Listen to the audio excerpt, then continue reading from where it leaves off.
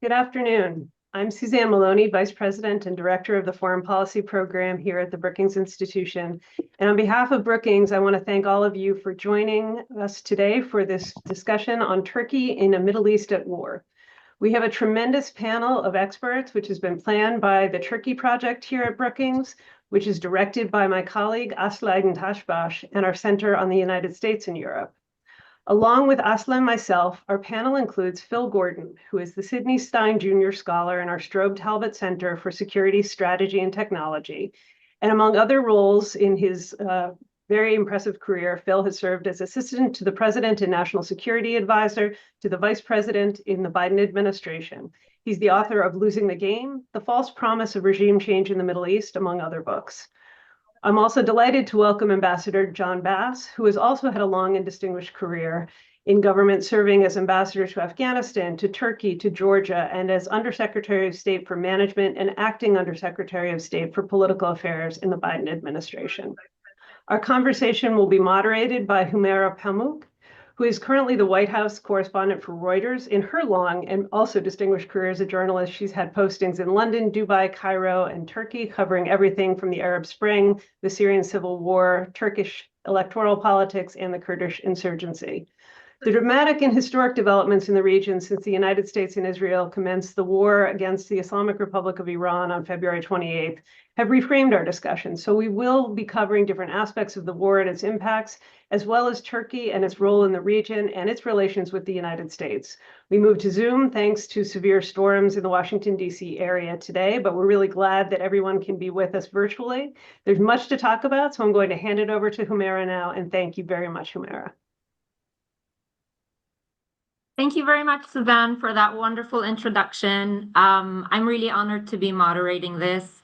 It is super timely because I think we're witnessing the unfolding of something pretty unprecedented here, the biggest U.S. military confrontation in the Middle East, basically since the 2003 Iraqi invasion. This is also coming from a president who has literally campaigned and won on ending the endless wars. And yet here we are. We have seen oil prices go up. United States on Friday bombed military targets in Karg Island. President Trump today is asking for other countries to help with the reopening of Strait of Hormuz. There's so much to discuss. So I just want to start with you, Suzanne, specifically where we are today. The administration, we have seen them perhaps struggle a little bit to articulate what the end game is, what exactly the military objectives are. And we're in the third week now, and everybody seems pretty dug in. So please help us understand the importance of this moment and where we go from here. Well, thanks, Hümeyra. I am trying to understand, I think, as probably many of our panelists and many of our viewers are also trying as well, the president's initial announcement of the strikes that began about 16 days ago on Iran, really did lean into the idea that he was trying to achieve a change in the regime, and that theme has returned in a number of his public statements. It's also clear, however, that senior State Department and Department of War officials have sought to scale back that ambition a little bit by focusing on the military objectives of the campaign itself to really degrade Iran's ballistic missile program, including its ability to continue constructing ballistic missiles, its Navy, its Air Force, and its security services, including the Basij and internal police, who were responsible for the massacres of large numbers of Iranians who came out to the streets to protest back in January. There's also, of course, the question of what Israeli objectives are. I think they probably lean much more closely to the idea of regime change. What is clear is that the regime has not changed. It's certainly not for the better. Despite the assassination of Ali Khamenei, who'd served as supreme leader for almost 37 years, the regime very handily made a transition to a new leadership, although we haven't seen the new supreme leader, Mojtaba Khamenei, the son of the supreme leader. I think, in fact, in many respects, his selection came about entirely because of this war. He would have been a controversial selection under ordinary circumstances, but at a time of war, the opportunity to lean into the legacy of his father, to reinforce the relationship between the clergy and the security services, of which Mujtaba has been very influential, was very much a moment for the system. And so what we're seeing now is an Islamic Republic that appears to remain consolidated. It has been retaliating against its neighbors in ways that highlight their vulnerability, and obviously has now effectively taken the Strait of Hormuz hostage and is using its ability to control passage there to try to dictate an end to this conflict. Thank you for that, Suzanne. So I just want to go to Ambassador Bass, and certainly you have found yourself throughout your distinguished career in many crises like this, and the US government constantly collects intelligence, constantly collects information, and constantly does scenarios for this kind of crisis. I mean, I'm wondering, were you surprised by Iranian regime's reactions, perhaps their resilience? And do you see the President Trump taking perhaps an off-ramp around here, or did we just pass that and that's no longer realistic? Thank you very much, Hümeyra, and to colleagues watching Ramadan Mubarak, for those of you who are observing the holiday. One thing I learned throughout my career, as Phil and other colleagues know, is once a conflict starts, it takes on its own logic and dynamics, and the prospective off-ramps or solutions that you may have envisioned at the outset change and evolve sometimes quite rapidly.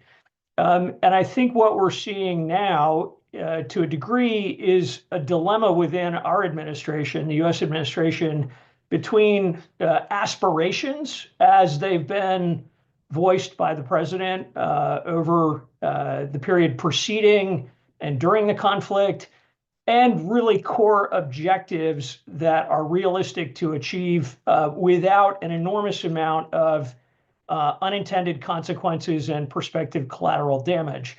And in some respects, I'm not surprised by the response from the regime. This is a regime that prepared for many years for some type of conflict with the United States, spent an enormous amount of time and energy developing asymmetric capabilities, whether that's the proxy networks, whether that's the reliance on cheap new drone technologies, given the cost differential between what a drone costs and what an anti-aircraft missile costs, for example, or more classic terrorist activities. Iranian regime has long surveilled targets of interest around the world, whether that's US and other Western diplomatic facilities, whether that's Jewish synagogues or other targets of opportunity from Jewish communities around the world. And so I think we have to prepare ourselves. However, the major fighting evolves here, and whether we can get to a substantial reduction in the overt hostilities at some point in the future, although I think that's going to be harder to achieve than many have assessed. I think even with that, we have to be prepared now for years to come of potential Iranian terrorist attacks against US and Western interests globally. That is quite a grim picture, and I just want to take it from there and go to Aslı with that thought exactly. Can you help us understand, Aslı, what are the risks and benefits, right, of calling it a day here right now? Because the president last week started saying, oh, we're going to wrap this up soon, right? Because the oil prices have started shooting up, and he even started calling it excursion. We've had our own reporting that that wording was actually formulated in one of the brainstorming sessions with his advisors and was specifically targeting the short-term nature of this. But then we see him bombing Karg Island, so the actions do not seem to match. But And then we have the Gulf countries, and I will elaborate on them in a minute. But what are the risks of leaving it here as is, and then continue and dealing with a regime that's like, not destroyed but wounded, but also continuing for the foreseeable future, and like Ambassador said, perhaps for years. Hümeyra, thank you for this and for moderating this interesting panel. It's clearly that the United States and Israel may be having an operational success, but not necessarily a political victory. And President Trump has painted himself to a corner in which he risks having a political failure out of all of this for a number of reasons. The first is that there is no stable theory of victory. Wars are easy to start, difficult to end, as John Bass has just noted. And, we've heard a lot how President has been all over the map in terms of defining an end game. And it is the case that regime change seemed to be on his mind and at least on Israeli policymakers' mind. We did not get a regime change. There's less and less prospects of a regime change, but there is a change within the Iranian regime, and that's for the worse, with a hardened national response and sort of the more hardline elements that the United States wanted to dislodge are now more firmly embedded around Mujtaba Khamenei and the IRGC that he's relying on. So I think this risks being a political failure before we even sort of get to the broader regional picture and the risks of escalation. To me, I think it's been very difficult to read President's decision-making process and whether or not allies were consulted. I think there's discussions on the left, of course, but also on the right, on his base, which I know you're going to want to touch upon. But also interesting has been observing Washington, this town in the whole situation. The paralysis, in a sense, is very unique and unique to this war. What I mean by this is that Washington is unique as having a very dense ecosystem of expertise and think tanks and officials and former officials and planners and so on and so forth that are typically integrated into a decision-making process and a foreign policy debate. And it's hard to make the case that they were. People like Suzanne and others, Iran experts, of which there are several important people in town, have been warning about the difficulty of getting to impossibility, or if not, I shouldn't say impossibility, but of course the difficulty of getting to regime change through an air campaign. And it does seem like this city, who's the most capable of stress testing policies, produced a policy that was clearly not sufficiently stress tested. So I think there is a lot of improvisation going on. It's hard for us to, at this point, be able to come to a real conclusion about where this is going or whether or not it's a success, because there really isn't a theory of the case as of yet. Let me go to Phil to ask what you mentioned, the political risk, because there is a serious political risk here, right? We are seeing the MAGA divide unfolding in front of our eyes. And there was some of that even before this war, right? Over military support for Israel. We have seen a lot of MAGA prominent people sort of be against that. But right now we've got the midterms. We've got president's advisors reportedly struggling to reshift his focus on the midterms, and foreign policy headlines keep dominating. So Phil, please help us understand what will this mean for the midterms? What is the risk here? Thanks, Hümeyra. And behind your question is one of the biggest puzzles of all. I mean, everything about this is confusing trying to figure it out. But one of the biggest surprises of all is not just that America launched a war of choice in Iran, but that Donald Trump launched a war of choice in Iran. I think any American presidency, given U.S. changing attitudes about wars and involvement in the Middle East, would have been very reluctant to go down this road. Any president. But this president in particular, as you flagged in your opening remarks, campaigned on avoiding this very thing and said, you know, if Kamala Harris is elected, we get World War III, but I'm the president of peace and we won't get dragged into that. His cabinet this time was staffed not just with loyalists, but people who in a number of cases had served in Iraq or Afghanistan. His first national security advisor, Mike Waltz, J.D. Vance, vice president, Tulsi Gabbard, and took away from that, this is exactly what we should avoid. So it's really the gap between what President Trump is now doing and what he campaigned on and his MAGA supporters believed in is enormous.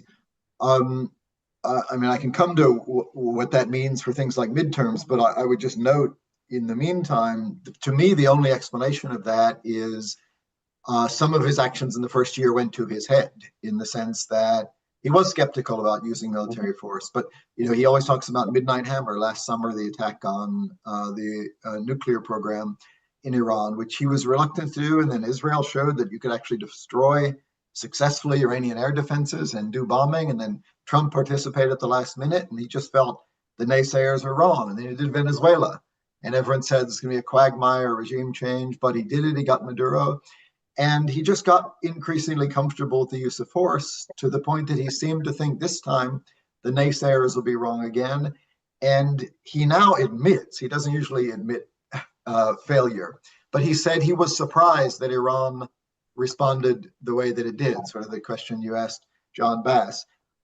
He shouldn't have been surprised. I mean, it should be surprising to us that he was surprised that Iran did what any Iran expert for years would have told you Iran did. And it's different from the 3 rounds of conflict in 2024 and 2025, where Iran didn't escalate in the region because there was a way to see that conflict ending without escalation. But once we said that regime change was an objective, then their backs to the wall and their only hope was to escalate. And that's exactly what I think they're doing now. And to circle back to the specific question you asked, this is a political risk for Trump. We shouldn't, as I said, it's going away. It's going against what he campaigned on. It's going against what his supporters wanted. We should always be cautious. I mean, we've heard about his political demise so many times, and his support is sticky. His supporters stick with him.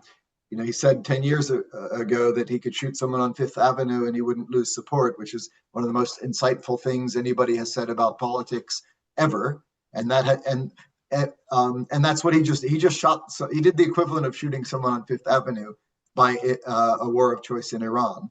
But it's still broadly supported among his supporters. You said we're at the midterms. Of course, the midterms are still a long way away, but the clock is ticking, the calendar is moving, and it is probably fair to say, and I'll just end with, he will not want to be running for midterm elections with oil prices rising, inflation going up, mortgage rates going up, troubles in the bond market, and U.S. service members being killed in the Middle East, which I think gives him an incentive sooner rather than later to declare victory and wrap this up. I want to go back to Suzanne and discuss a little bit the human side of this. This is something you know really well, Suzanne, Iranian opposition. And just before this panel, I was actually listening to President Trump at an event at the White House, and he was asked about the Iranian opposition. It seems like they were perhaps factored into the one of the scenarios that at some point that they were going to rise up with the help of this aerial war. I mean, what do you think about that scenario? What can you tell us about the Iranian opposition? I mean, do you think that was a real expectation? And if it was, do you think it was a realistic expectation? Thanks, Hümeyra. Look, I think that the events of January certainly played into the president's willingness to undertake this mission. He inserted himself in those events fairly early on as the protests began to multiply. He posted on Truth Social and then amplified through other social media outlets. He, promised to rescue the protesters, claimed that the United States was locked and loaded, encouraged Iranians to seize their institutions. We have anecdotal evidence that that was taken very seriously by at least some Iranians. This was language that no American president had ever utilized. American presidents have steered very carefully around Iranian politics and any notion that they were trying to promote an uprising simply because of the long history of the regime's disapproval of quote unquote interference in Iran's politics. And so to hear this kind of language from the president in January, I think certainly did persuade some people in Iran that this was a different moment and that it might end differently. It did end differently. It ended with far greater casualties than any prior set of protests in Iran have experienced. We know that we've seen at least 4 major sets of protests in the past 8 years, and at least in 2019, 1,500 people were killed.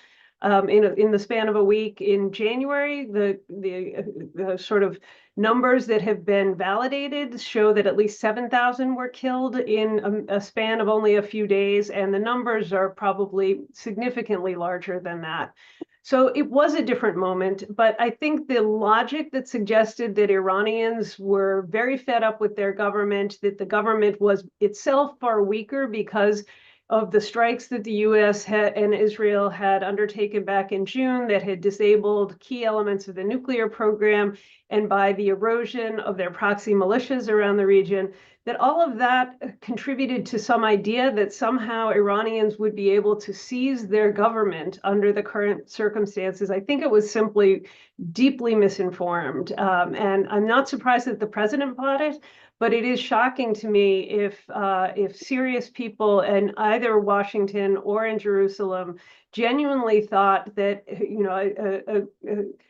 people on the streets who have no real political leadership, no real political organization or movement to represent them, could actually contest the power of a regime that's been entrenched for the past 47 years. It has spent all of that time trying to ensure that no one can do to it what the regime and those who are in power did to the Shah in 1979. There may have been some illusion that Reza Pahlavi, the son of the Shah, who has become a symbol and a figure whose name has been invoked by many in Iran, including in the recent protests, might somehow provide that leadership. I think that was deeply misinformed, and the president himself has dismissed Pahlavi in multiple interviews. So it's not entirely clear to me what this perception was that suggested that people who were unarmed, unorganized, and very unhappy with the state of their country were going to somehow be able to oust a government that has been really just embedding itself in power for 47 years. Indeed, yeah. I think he dismissed it in a number of interviews, but notably one Reuters interview, a little ad inserted there. Just want to go back to Ambassador Bass on to have him elaborate a little bit on what I earlier asked, and that is the ties with the Gulf. Ambassador, we've seen President go to Saudi Arabia, Qatar, UAE as the big first overseas trip, and he has received billions of dollars worth of investment pledges, right? And right now, those cities, their ports, sometimes hotels, shopping malls, have come under attack. What do you think? What is your sense that they're thinking at this moment in time?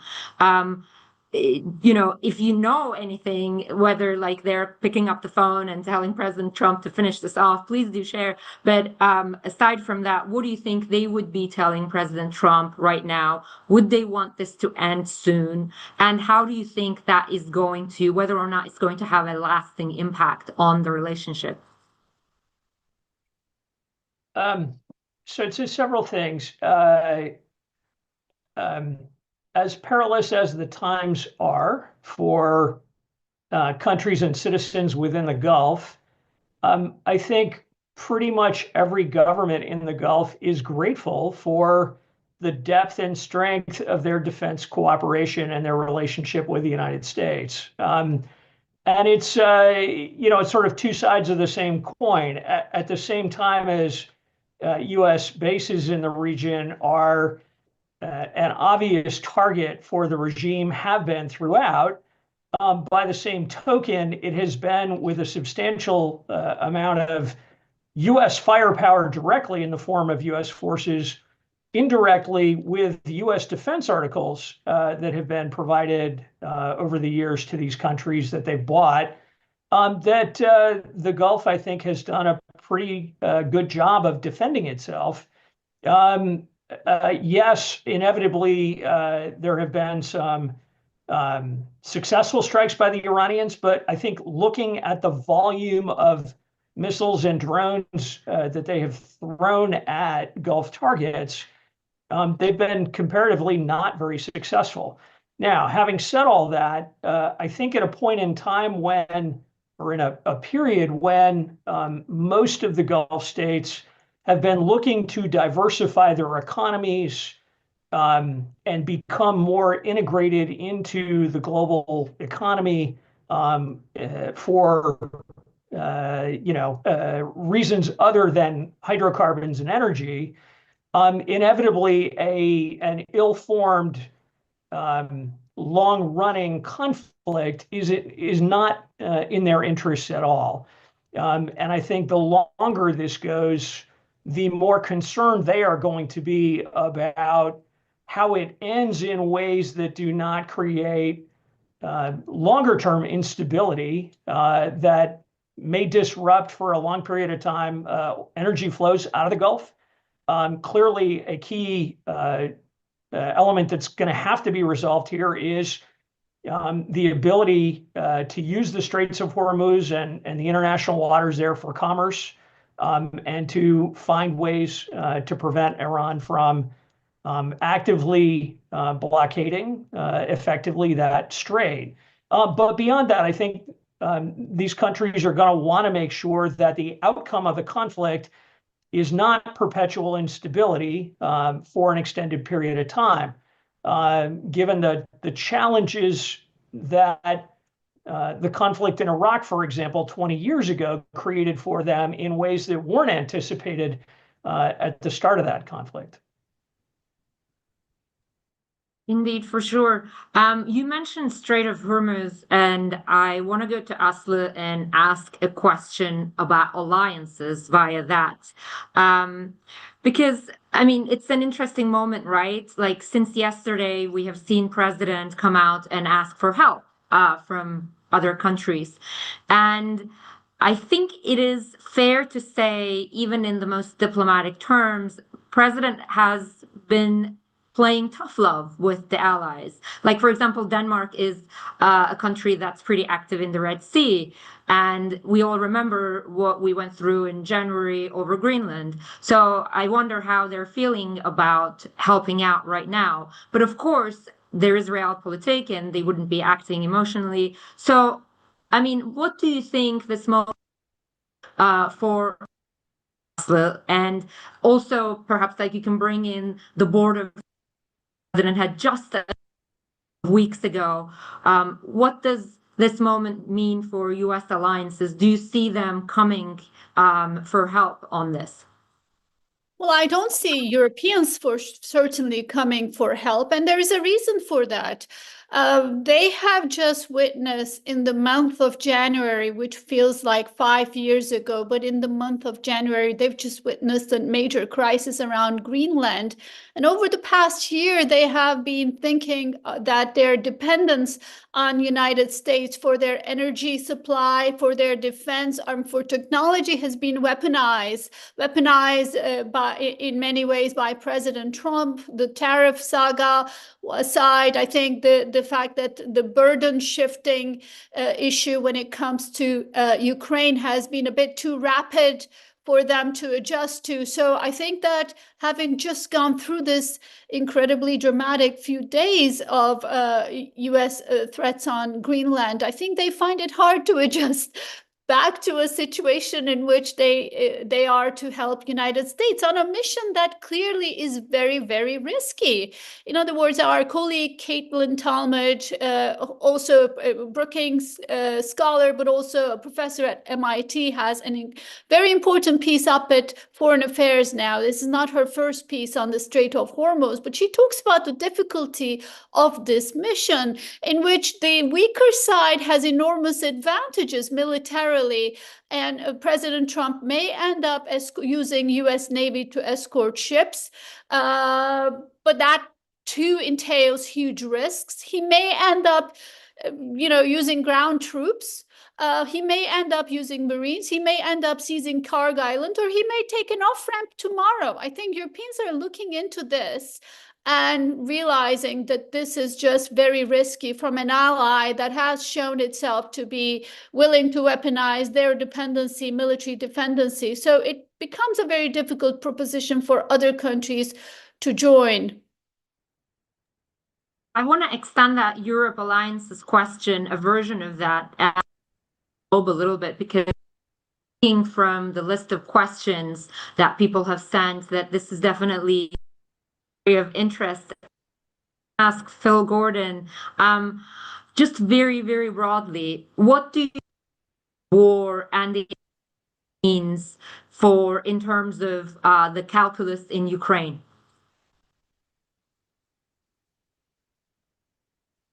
I think you're on mute. Yeah, I'm on mute, and what I was saying actually is that I think I missed some of your words because it was coming in and out. But I got the Ukraine piece, and I also want to begin by reinforcing Aslı's point about the allies in the Strait of Hormuz, even before Ukraine, even though it's all part of the same picture. Aslı's final words were a difficult proposition, which is quite the understatement. If you really think about the context, the European allies have gone through tariffs, an unbalanced trade deal, Ukraine, where President Trump withdrew U.S. support for Ukraine on something that is a deep core national interest, and then insulted Zelensky, took Russia's narrative in the war, then did the Greenland thing to the point of threatening military force against a NATO ally, and threatening further tariffs, even beyond the ones that were unbalanced and agreed to, right? And in the process, disparaged European troops who served alongside Americans and died in Afghanistan. All of that is the run-up to, boy, I've now created a situation where I desperately need allies against their will. I didn't consult them going in, but now I'm not only politely asking them to help, I'm demanding it.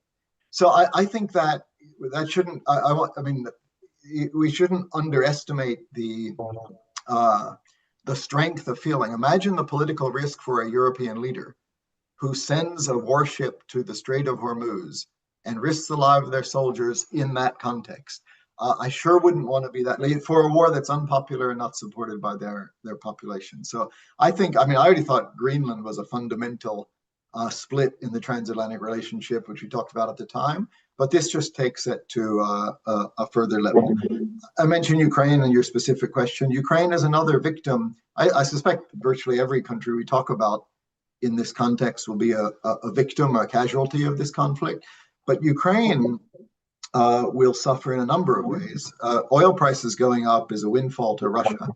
And we've seen numbers of billions of dollars flowing into Russian coffers, which it can use for the war. I think Russia's windfall already, the Ukrainian defense minister said, exceeds Ukrainian investment in defense. And so it's a windfall for Russia.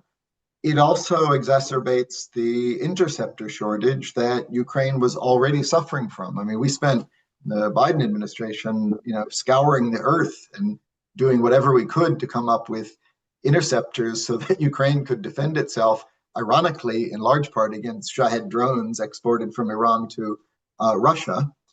And we're mostly holding the line, but things get through and Ukrainians suffer every night in Russian infrastructure attacks. So then you launch a war that does what? Creates a desperate need for interceptors. And there's opportunity cost, like there's a finite number. So if they're going to the Middle East, they're not going to Ukraine. So, I mean, already, Ukraine was in a challenging position.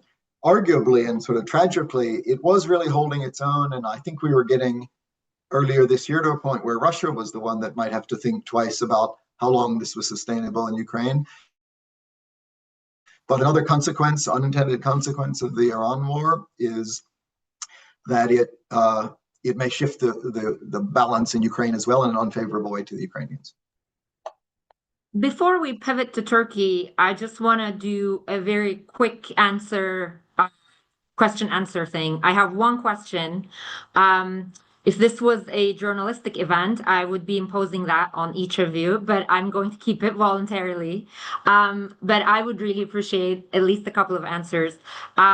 Let's just imagine you're in the Oval Office and the president wants your very, very brief advice at this point in time. It is Monday, March the 16th. He wants to know what he should be doing between now and the next week. Anyone, go. I'm happy to start if you like. Though I would start by saying if I was in the Oval Office, we wouldn't be in this predicament. But that's not the premise of your question, because I would advise not to go here in the first place. But given where we are now, which I think is your question, I would be urging him to find an off-ramp, which is to say, it's not as if he has nothing to boast about having accomplished. He could, and that's one advantage of shifting messaging and goals, is you can point to the ones you accomplished and not the ones you didn't. So he has already done job A, which was to significantly set back Iran's military. And whatever you thought of this war, it was a threat. Iran's ballistic missiles were a threat. That serves our interest to further degrade the nuclear program and production sites, drones, and missiles. I would urge the president to say that was the primary goal that we set out to accomplish. I have accomplished it. And now I am pivoting to bring this war to an end, and oil will flow and all that. The goals that he hasn't accomplished yet, this is what I would tell the president, you would like to accomplish some other goals, like finding and removing the HEU and getting rid of the regime, but you can't do that with realistic costs. And so if you take that route, we're just going to get into a further, more costly conflict. Any other takers? No? I would agree with Phil, although I will say it's such a painful thing to answer, because while the president in the United States needs an off-ramp in order to avoid the sort of very painful de-escalation scenarios, it's also a betrayal of the Iranian people. For the reasons Suzanne has cited, they were told to go out, get out on the streets and demonstrate, and sort of paid dearly, often with their lives, for this sort of flip-flop in the end. And that's probably where we'll end up.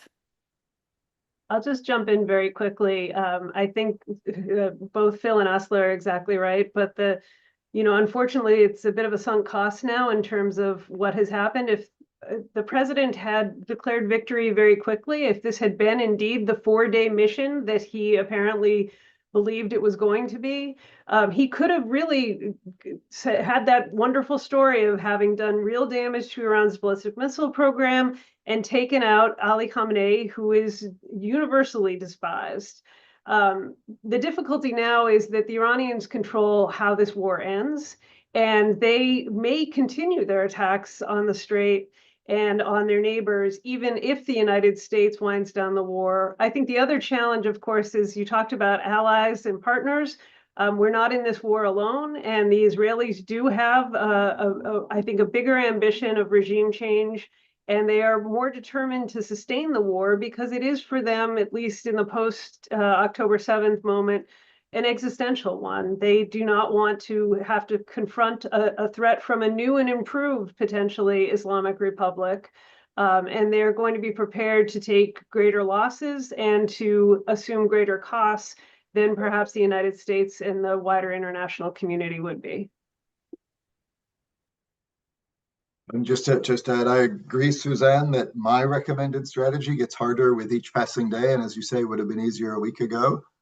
But still, on the Israeli piece, I think you're right. Israel would rather keep going, but I would like to believe, after what President Trump has done for Israel over the past few weeks, he would be able to say, just like he did last summer after Midnight Hammer, we're calling it now, and this stops now. Otherwise, we get all the downsides, but no upside of stopping the war, because then the strait would be closed. And on the Iranian piece, which I think is even harder to solve, the risk you rightly flagged, that even if we call it and look for an off-ramp, Iran might keep going. I would leverage US military force for that, rather than continuing the bombing campaign to try to pursue these other likely unattainable goals, which is to say, if we called it off and Iran kept it going, then Iran would have to run the risk of renewed US and Israeli military force, which probably wouldn't be a lot of fun from their point of view. Yeah, and just to chime in, agree with the analysis and recommendations that have been out there. I think that the key piece is to now develop a credible threat against things the Iranian regime values if it were to decide to continue strikes through the straits after we said essentially we're done. And I think with regard to Israel, I want to say I saw something over the weekend indicating that they've acknowledged publicly their stock of interceptors is running rather low. And so there may be some desire on the Israelis at this point to get a hiatus, take some stock, and then think about next steps down the road towards their ultimate objective. And I would think the continued US military support for the defense of Israel gives the president some pretty persuasive leverage in terms of encouraging Bibi to cease and desist at this point. Thank you, everyone. I'm glad that question got everybody's input.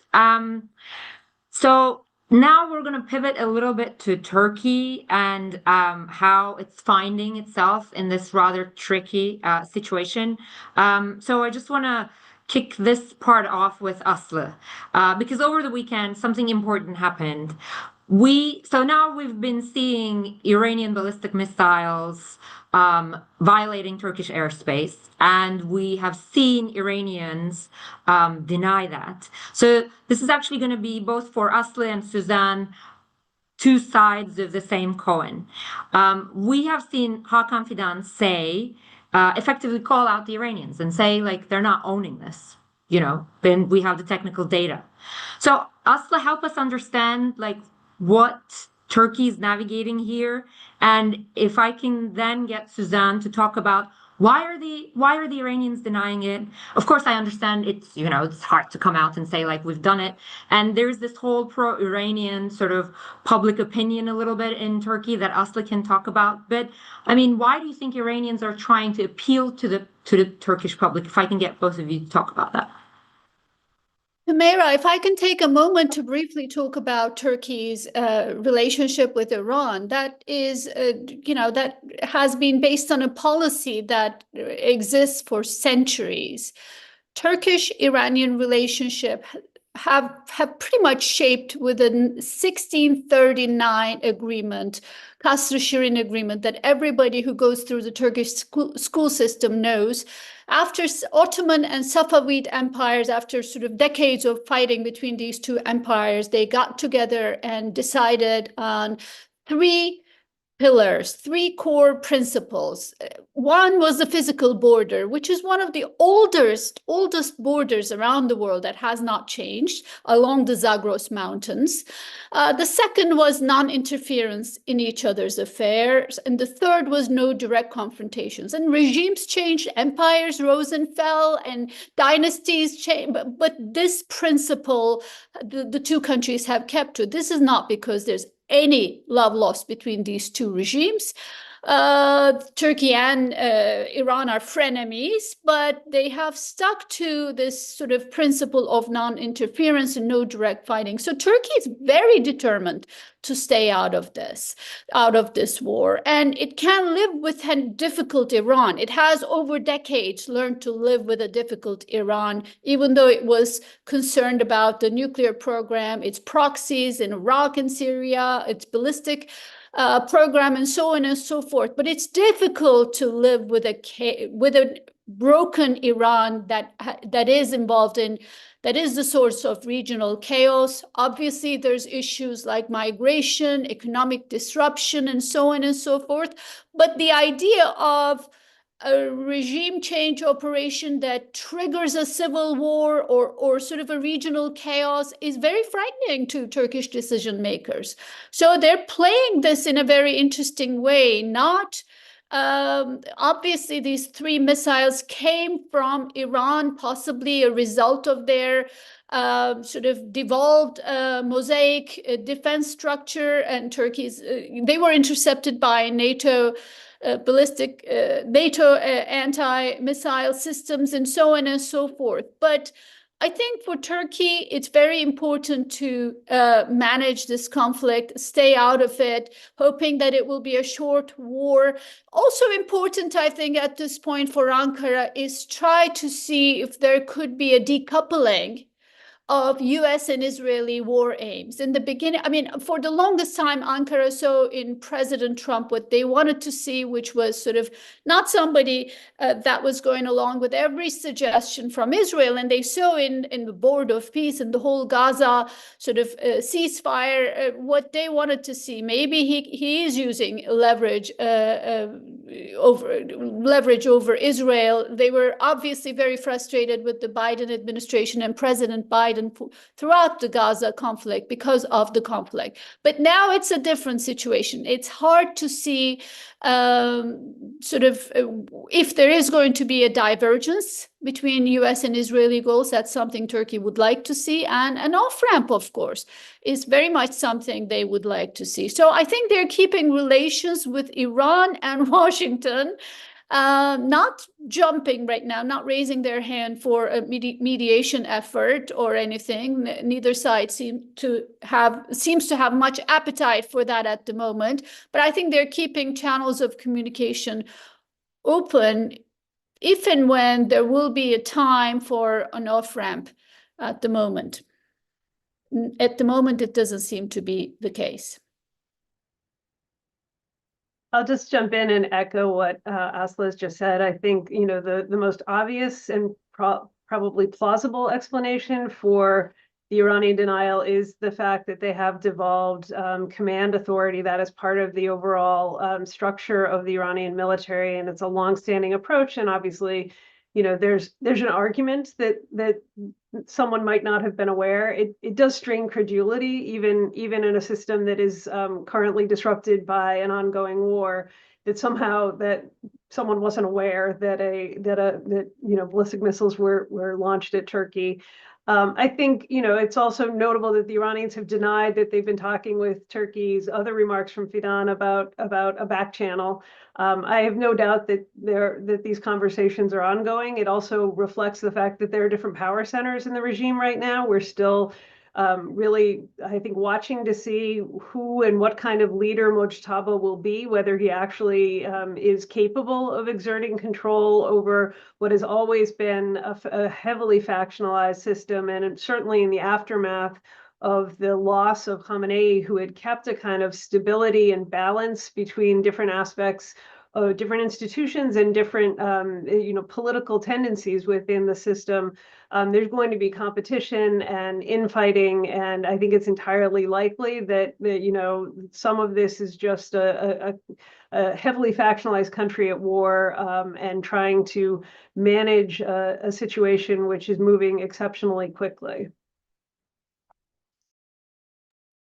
So now I just want to go a little bit deeper on Turkey, and for sure, like Iran is the war is going to keep looming large in the background.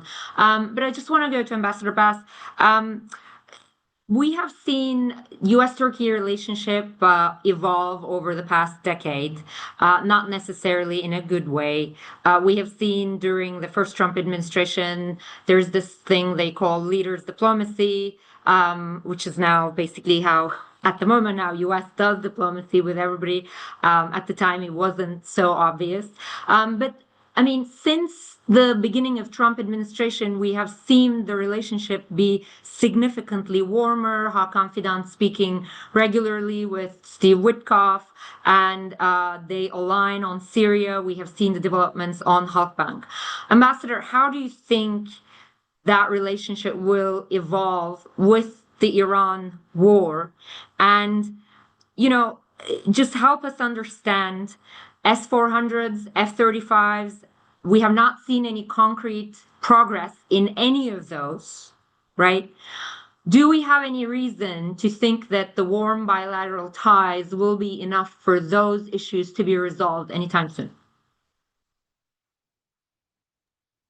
Yeah, before I touch on all of those, would just add one other component to Aslı and Suzanne's observations about the direct conflict. And, the other reason why direct Iranian strikes on Turkey are strategically a bad idea for Iran is that it prospectively provides a really compelling reason for NATO as an alliance to have to pay significant attention to the conflict, if only to respond to Turkish calls for additional air defense support. And prospectively, that gives the conflict a very different character or dimension if it persists for a longer period of time. With respect to Turkish-U.S. bilateral relations, I think they clearly have improved, and they have improved for a variety of reasons. That leader chemistry that you noted, and the subsidiaries of those leaders in the form of their sons-in-law and key business partners, and the good relationships among that group, similarity of sort of how they see the region, particularly into the Gulf, I think has had a lot to do with that. I think this war has, for Turkey, created some new dilemmas, however, in that it has disrupted, I think, work that was underway to realize some concrete benefits from that better tone and shared perspective of the two leaders, if only because it has distracted President Trump and his immediate advisors and taken them off some other things they would have been focused on. But my understanding is there continues to be some real desire to address this lingering impediment to increased defense cooperation in the form of the S-400s. There's a bit of a difference between what the sanctions require, whether it's use or rendering unusable or transferring completely outside Turkey. And there may be a bit of discussion about what that looks like as a resolution. But clearly the conflict on the plus side, I think, will drive prospectively further impetus towards more intensive defense cooperation. We already saw some of that happening as a result of the conflict in Ukraine, where Turkish defense industrial capacity was providing important backstops for some of the fundamentals like ammunition and key components to artillery shells and those kinds of things. And prospectively now, with this rapid drawdown of air defense interceptors, as Western defense manufacturers look at ways to scale production, wouldn't surprise me if they are looking to some of the companies in Turkey and their capabilities. I think on the flip side, the challenge for this next period is going to be Turkish, U.S., and Israeli dynamics in that triangle, particularly given some of the rhetoric we've seen from Prime Minister Netanyahu and some other prominent Israeli political figures about Turkey now being the next threat and potentially the quote-unquote future Iran, as if there is a parallel theocracy being built in Turkey that would rival the Iranian regime. That's of course a dramatic overstatement, but I think it speaks a bit to the uneasy relationships between the three capitals at certain periods of time as they talk about each other. You know, as the U.S. is having to figure out the relationship with Israel, with Turkey in ways that deconflict between the two, and for Turkey to try to reconcile its relationship with the United States and the strategic importance of it against its fundamental objections to Israeli policy and the ongoing humanitarian crisis in Gaza. Ambassador, I'm going to have a follow-up question on this in the Q&A part, because there are a lot of questions on this. And so let's hold that thought for a minute, but I will ask Phil Gordon to elaborate one side of this. What would you say, as a journalist, this is something that I have been watching with a little bit of alarm, because I'm obviously very used to harsh rhetoric, and then behind the scenes, people conduct diplomacy, business as usual. This is very common. But I feel that since October 7th, especially, there is a real shift in the dynamic. I see Israelis in evening TV shows are more talking about Turkey as a threat, and the same is happening in Turkey, and the public opinion is shifting, and I find that very dangerous and alarming. So Phil, help us understand, where is this coming from? How realistic it is that it's one thing that Turkey and Israel would compete in the Syria theater, but how realistic it is that there could be a confrontation down the road, and what would President Trump do, I suppose, to avert that? So you're right, it's a real issue. And it's also a real dilemma for President Trump because, as John just described, there are sort of conflicting pressures. On one hand, there are various signs that point to a stronger U.S.-Turkey relationship.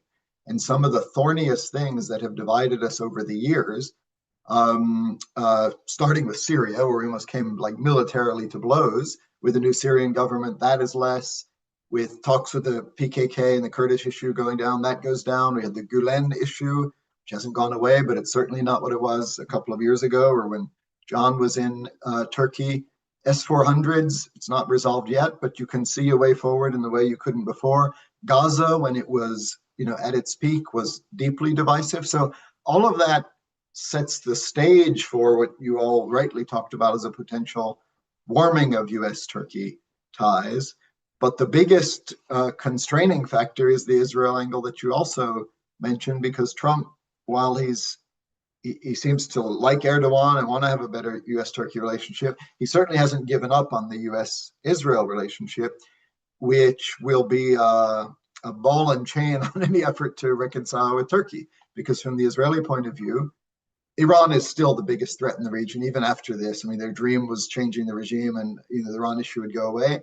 That's not going to happen. But a close second is what they would consider to be this Qatar-Turkey alliance of political Islam, sympathetic to Gaza, Palestinian agenda, closer to Iran. So that's a real dilemma for President Trump. It probably is a limiting factor on the U.S.-Turkey relationship, because it's going to be hard for him to really consolidate ties with Turkey when his Israeli allies are telling them that Turkey is the biggest enemy. I will say Trump has shown a willingness and ability to buck the trend, and Turkey kind of seems to be in that category, and Qatar too. And then you can get into questions about investment and gifts of planes and whatever. But for whatever reason, he doesn't just follow Israeli interests on these questions. So it may be that all the reasons we said there's a potential for better U.S.-Turkey relationship, and his relationship with Erdogan will allow him to just tell the Israelis, sorry, that may be your view, but it's not mine. But it just makes it a little bit more difficult. Thank you very much, all. So I have more questions, but I see we have a number of questions from various participants who have sent it to Brookings.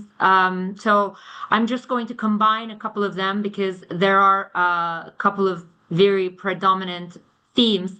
And one of them is what we just discussed, actually, like this rivalry and the risk of confrontation between Turkey and Israel. And I just want to go back to, because there is someone here. Is is Turkey the next Iran? And Israeli officials are openly declaring that after the Shiite axis, they're aiming at crushing nascent Sunni axis. I just want to go to Ambassador Bass very quickly. Can you help the audience understand why, is Turkey the next Iran, or Turkey is the next Iran headline is a bit misplaced? Sure. I mean, there are some really key differences fundamentally at the societal organizational level, right? Turkey is not a theocracy. And instead of the state largely flowing from the religion, you have the flip in Turkey, where there is a ministry of religious affairs for all intents and purposes that ensures that the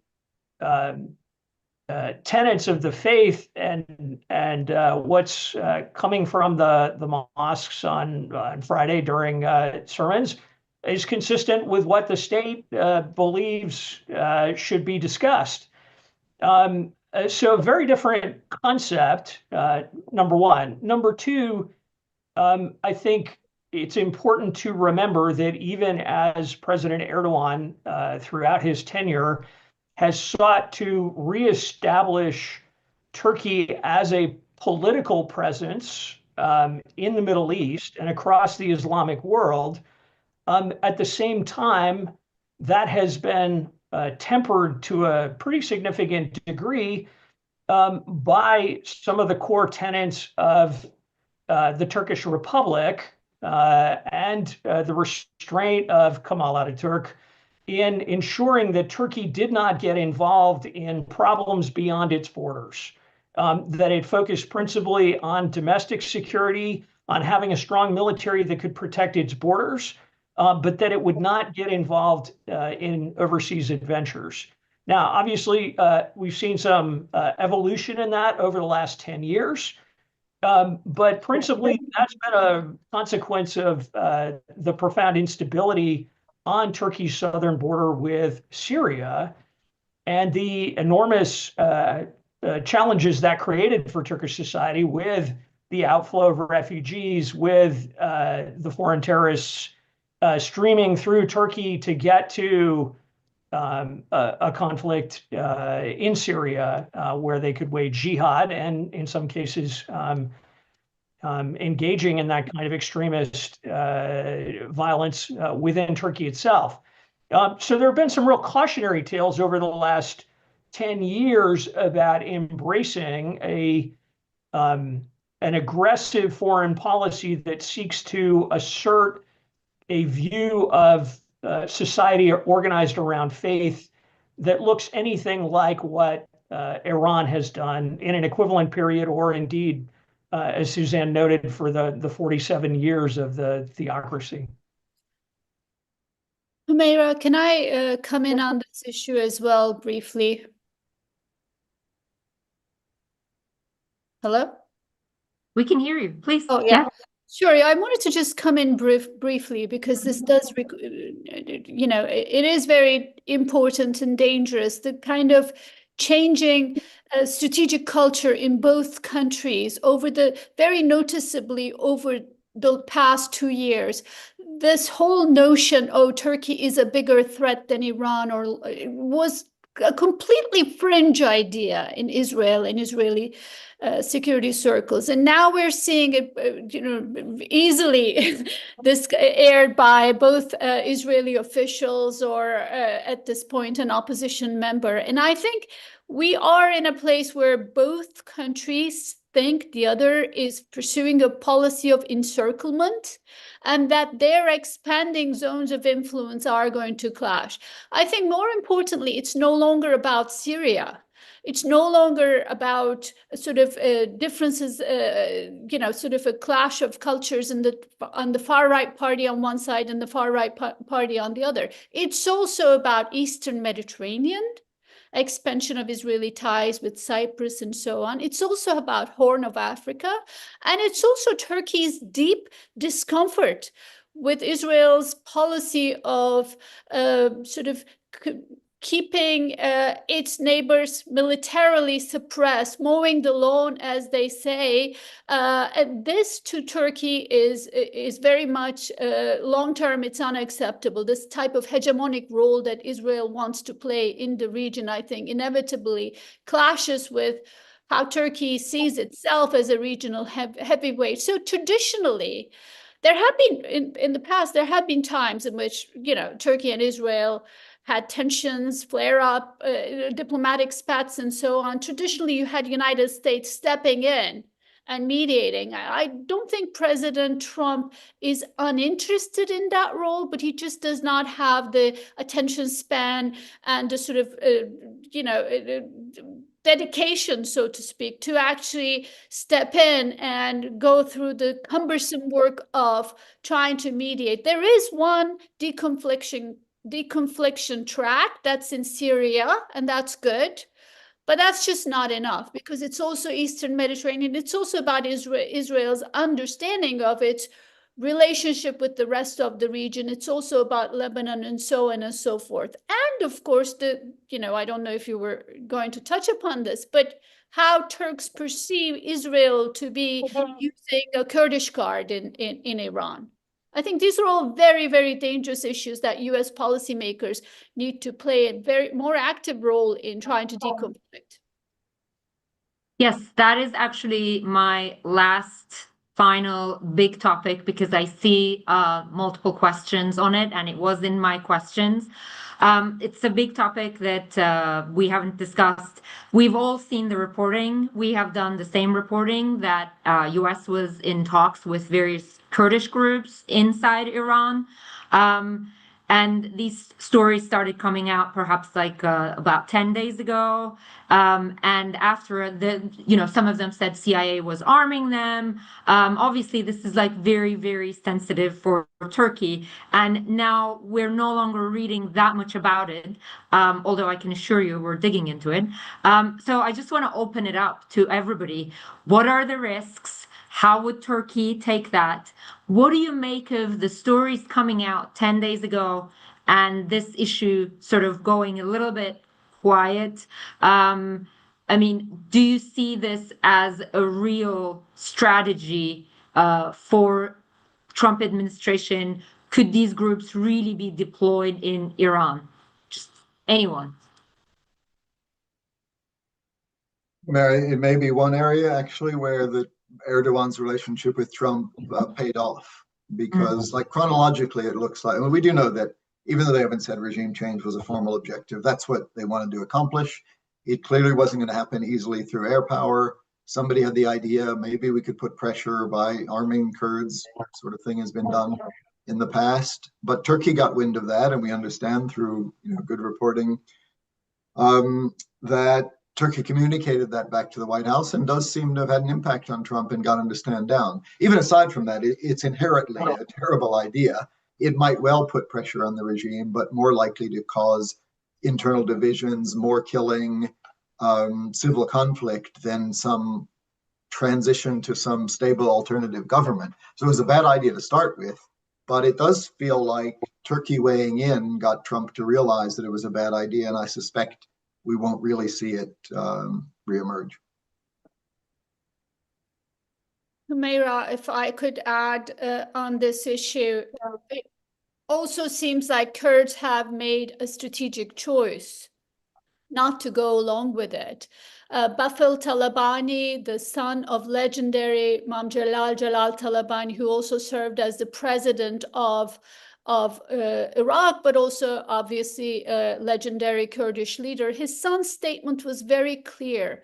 We don't want to be instrumentalized in regional rivalries, in a war among great powers. And second thing he said is that Iranian regime is not crumbling. So Kurds have made a strategic choice. They're not one entity, of course. There's Iraqi Kurds. It's 30+ million people. So there's Iraqi Kurds, there's Turkish Kurds, there's SDF, and it's a very complex picture. But on the other hand, they realize they are in this for the long game, not until midterms, not until, Trump's visit to Beijing. They're going to be in this neighborhood for centuries. So they are extra cautious about the adventures. Also, given the history of US betrayal of Kurds, which has happened in multiple parts of the Kurdish geography, and very importantly, trying to preserve the sort of fragile peace process with Turkey, because it's no secret that,